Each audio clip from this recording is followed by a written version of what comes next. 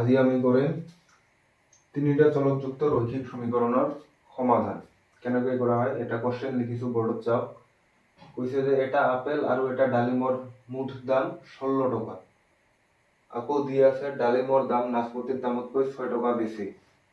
লগতে আৰু এটা কন্ডিশন দি আছে যে নাচপতিৰ দাম আপেলৰ দামতকৈ 4 টকা কম। কাৰ দাম কিমান, মানে তিনিওটাৰ দাম উলিয়াব লাগে। কেনেকৈ কৰিম আমি ধৰি লম। প্ৰথমতে লেট সলিউশন ধৰি ললো যে আপেলৰ দাম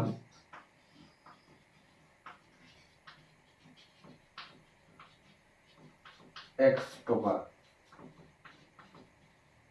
আচ্ছা, আৰু কি দি আছে ডালিমৰ দাম ধৰি ললো y টকা। আৰু থাকিল নাচপতিৰ দাম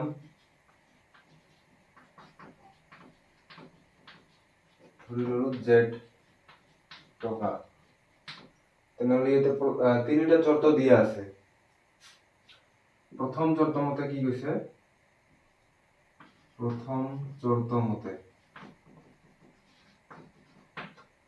কৈছে যে ডালিম আৰু আপেলৰ দাম 16 টকা। তেনেহলে আমি ডালিম আৰু আপেলৰ দাম ধৰিম, লিখিম।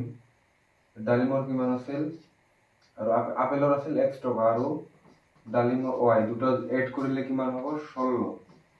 কিয়? কাৰণ দিয়াই আছে কোৱেশ্চনত। This is equation number 1।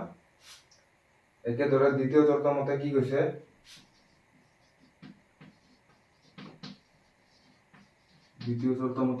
যে ডালিমৰ দাম নাচপতিৰ দামতকৈ 6 টকা বেছি। এই ইয়াতে দি আছে ডালিমৰ দাম নাচপতিৰ দামতকৈ 6 টকা বেছি। তেনেহলে ডালিমৰ দাম কি বুলি লিখিছিলো y। এই y বস্তুটো কাতকৈ 6 টকা, নাচপতি মানে জেডতকৈ কিমান বেছি, 6 বেছি। তেনেহলে এইটো হ'ব ইকুৱেশ্যন নাম্বাৰ 2। আৰু তৃতীয় চৰ্ত মতে কি কৈছে,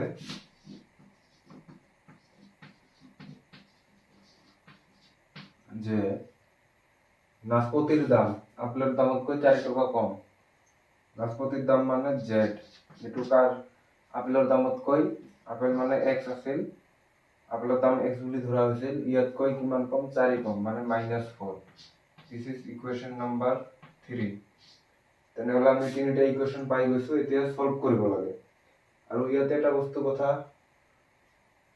এটা কথা মন কৰিবলগীয়া যে যেহেতু ইয়াত আননোন চলক তিনিটা আছে, কি x, y আৰু z, তেনেহলে এই তিনিওটা চলকৰ মান উলিয়াবলৈ হলে আমাক কমসে কম তিনিটা সমীকৰণ লাগিব।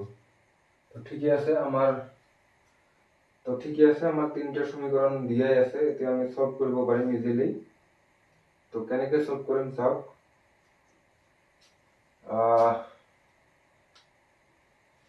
এক নম্বৰ পৰা পাওঁ। তো আমি এনেকৈ লিখিব পাৰো, 1 নং ইমপ্লাইজ, এইটোৰ মিনিং হল 1 নম্বৰ পৰা পাওঁ। 1 নম্বৰত কি আছিল, x plus y equal 16। তেনেহলে x plus y, y ৰ ভ্যালু আমি পাইছো z plus 6। তেনেহলে y ঠাইত আমি বহাই দিম z plus 6 equal 16। ইয়াৰ পৰা কি পাম, x plus z plus 6 equal 16। তার মানে x plus z equal 16। এই প্লাসটো ইফালে গলে হ'ব মাইনাস। তার মানে x plus z আমি পাই গলো 10। তাৰপিছতখিনি ইফালে কৰি দি আছো। তাৰ ইকুৱেশ্যনটো লিখি লৈছো এতিয়া, যে লাস্ট লাইনত পাইছিলো কি x plus z equal 10। এতিয়া x, z ৰ ভ্যালু আমি পাইছো x minus 4। তেনেহলে z ৰ ঠাইত আমি বহাই দিম x minus 4 ইকুৱেল কি আছে আমাৰ 10। তেনেহলে কি পাম আমি x plus x minus 4 equal 10। তার মানে x plus x 2x equal 10। এটি সেইফালে গলে হ'ব প্লাস, তার মানে 2x equal 14। তার মানে x equal 14/2। তার মানে x equal 7। x এর ভ্যালু পাই গলো 7। তো x এর ভ্যালু যদি 1 নম্বর বহাই দিও তেতিয়া কি হ'ব, নাও এক নং সমীকরণ পৰা পাওঁ কি পাওঁ x এর ভ্যালু পাইছো আমি 7 plus y is still unknown equals 16 নয় 16 y equals 16 minus 7 তাহলে y ভ্যালু পাই গলো 9 এতিয়া আমি x পাই গৈছো y ও পাই গৈছো এতিয়া লাগে আমাক z কৰ পৰা পাম ইকুয়েশন নাম্বার 3 সো ইকুয়েশন 3 3 নং সমীকরণ gives কি দিয়ে 3 নং সমীকরণে 3 নং সমীকরণ কি আছে z equal x minus 4 তাহলে x এর ভ্যালু আমি বহাই দিন 7 minus 4 তাহলে z equal 3 তাহলে আমি তিনটা ভ্যালু পাই গলো x ও পাই গেছো y পাই গেছো z ও পাই গেছো তাহলে আমি কি লিখব পারি এখানে নির্ণয় আপেলের দাম আপেল মানে x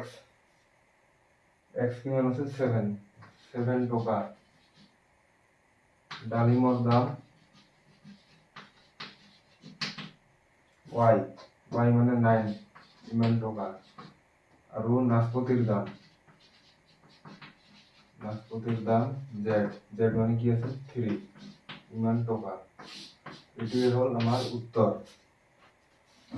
আপোনালোকে এতিয়া যোগ কৰি চাব পাৰে 9 যোগ 7 যোগ 9 কিমান হয় 16 ঠিকে আছে আৰু বাকিবিলাক আপোনালোকে কম্পেয়াৰ কৰি চাব পাৰিব যাটাই যেটা কন্ডিশন স্যাটিসফাই কৰিছে গতিকে এইটোই হ'ব আমাৰ উত্তৰ